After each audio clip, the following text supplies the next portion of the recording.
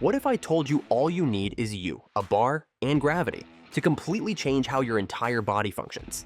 You won't even have to do this exercise every day. The goal is to perform it every other day, and we're about to dive into what you should expect if you were to do this for 4 weeks. The first week is about something very important: spinal decompression. The first time you hang, your body is going to feel a sensation it probably hasn't felt in decades. It's the feeling of space. If your spine is an accordion that's been squeezed shut all day from sitting, the dead hang is the first time you allow it to stretch back out, creating tiny pockets of relief between each vertebra. Your lats, those big wing muscles on your back, will get a deep stretch, and your spine will finally get a chance to breathe. But the first thing you'll really notice is your grip, which will likely feel like it's been lit on fire. That screaming in your forearms is totally normal. It's also a bigger deal than you think. A massive 2015 study in The Lancet, involving nearly 140,000 adults, found that grip strength was a stronger predictor of all-cause mortality than blood pressure. But that failing grip isn't just about weak hands. It's often a symptom of a neurological short circuit that's quietly killing your strength across the board. We'll fix that circuit in a bit. The main feeling of week 1 is release. You're hitting the reset button on your entire system. Each one of your vertebrae is separated by an intervertebral disc, which is basically a tiny jelly-filled cushion that absorbs shock. When you sit all day, gravity and poor posture squeeze these discs, pushing water out and reducing the space between them. This can lead to stiffness, pain, and even nerve impingement. The hang reverses this process. It's a form of traction that gently coaxes fluid back into those discs, rehydrating them and restoring that crucial shock-absorbing space. It's like giving a thirsty plant a drink after a long drought. Confronting that weak grip for the first time is also a profound mental exercise. It's a raw, unfiltered data point about your current physical state. There's no ego here. The bar doesn't care how much you used to lift. It only cares about what you can do right now. Embracing that initial weakness, that feeling of being humbled by a simple bar, is the first and most critical step. It's an honest handshake with reality, and it's the foundation upon which all future strength is built. But here's the thing. The guys who keep looking strong year after year aren't just doing the big moves. They're also taking care of the smaller muscles that keep everything moving the way it should. That's the part most people skip, and it's exactly the gap that my ebook is designed to fill. It's packed with simple, overlooked exercises that strengthen your stabilizers and improve mobility so you can maintain your fitness without those nagging aches slowing you down. Think of it as the behind-the-scenes training that keeps the main show running. The link's in the description below, or you can scan the QR code on screen with your phone to check it out. Sometime in the second week of hanging from a bar, something clicks. The initial shock is gone. The soreness in your hands becomes less of a 5-alarm fire and more of a low hum. You grab the bar, and it no longer feels like you're in a fight for survival. This is the lock-in. This is where your brain and muscles start working together. Your nervous system is laying down new, more efficient wiring to your hands and forearms. Your grip starts to feel less like a weakness and more like a weapon. But the real magic is happening in your shoulders. According to orthopedic surgeons, hanging is one of the most effective ways to remodel the shoulder joint. It gently pulls the head of your humerus, or upper arm bone, down from the acromion, the bony roof of your shoulder. This creates critical space and can relieve the pressure that causes painful impingement.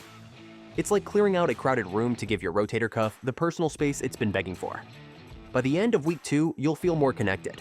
The bar feels like an extension of your own body. You feel more stable, more in control. That feeling of control comes from your brain upgrading its connection to your muscles. It's not just that your forearm muscles are getting bigger. The signal itself is becoming cleaner, stronger, and more efficient. Think of it like upgrading your home internet from shaky old dial-up to fiber optics. The initial connection was slow and laggy in week 1, but now the data, the command to grip and stabilize, is being transmitted instantly and with incredible precision. This upgrade has a massive downstream effect on your shoulders. The real key to shoulder health isn't just creating space, it's teaching the scapula, your shoulder blades, how to behave. The scapula should be a stable platform from which your arm operates. For most people, it's anything but stable. Hanging naturally encourages your shoulder blades to move into a better position of depression and slight retraction. It's like teaching the rudder on a boat how to work again. Without a functioning rudder, you can have the strongest engine in the world, but you'll just create a lot of chaotic force that puts stress on everything else. A stable scapula is your rudder for all upper body movement, but as your hands and shoulders adapt, a new limiting factor will emerge: your breathing. Most people make a critical mistake here, holding their breath or taking shallow, panicked sips of air, which spikes their heart rate and starves their muscles of oxygen. There's a specific breathing technique, however, that can instantly add 10 to 15 seconds to your hang time while turning your core into a suit of armor. We'll talk about it soon, but for now, welcome to week 3, where the dominoes really start to fall. Your newfound grip strength and shoulder stability are starting to have an effect on the rest of your body. Your posture isn't just better during the hang, it's better, period. Remember that neurological short circuit I mentioned? Here's how we fix it. It's the disconnect between simply holding on and actively pulling. This week, the focus shifts. Instead of just dangling like a puppet with its strings cut, you're going to get active. As you hang, think about pulling your shoulder blades down and back, away from your ears. Don't bend your arms, just initiate the movement from your upper back. This tiny cue is a game changer.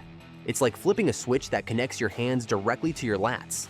It turns the passive hang into an active posture-correcting drill.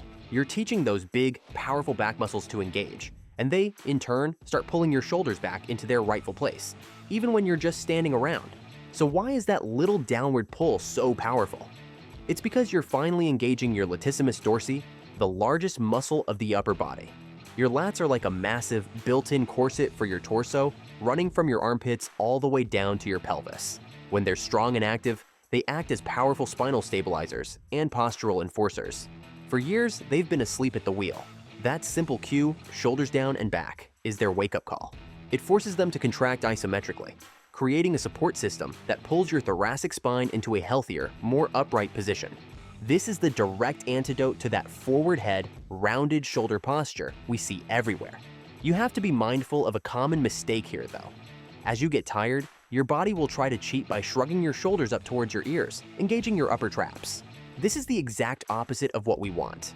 The goal is to create as much distance as possible between your earlobes and your shoulders. The moment you feel yourself shrugging, either end the set or consciously fight to pull them back down.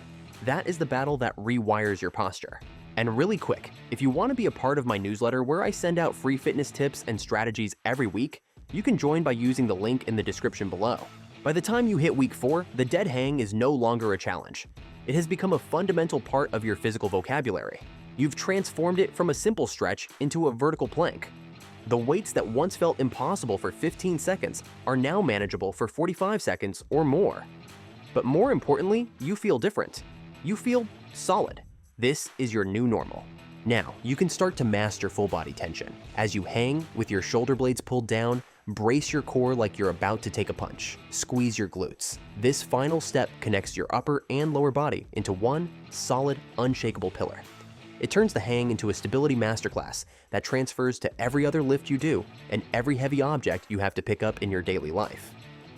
The key to unlocking more time on the bar and building that suit of armor is to stop breathing with your chest. Before you hang, take a deep breath into your belly, expanding your diaphragm. As you hang, brace your abs as if you're about to take a punch, but continue to breathe slowly and deliberately behind that brace. This is called diaphragmatic breathing under tension. It does 2 things. First, it provides a steady stream of oxygen to your working muscles, delaying fatigue.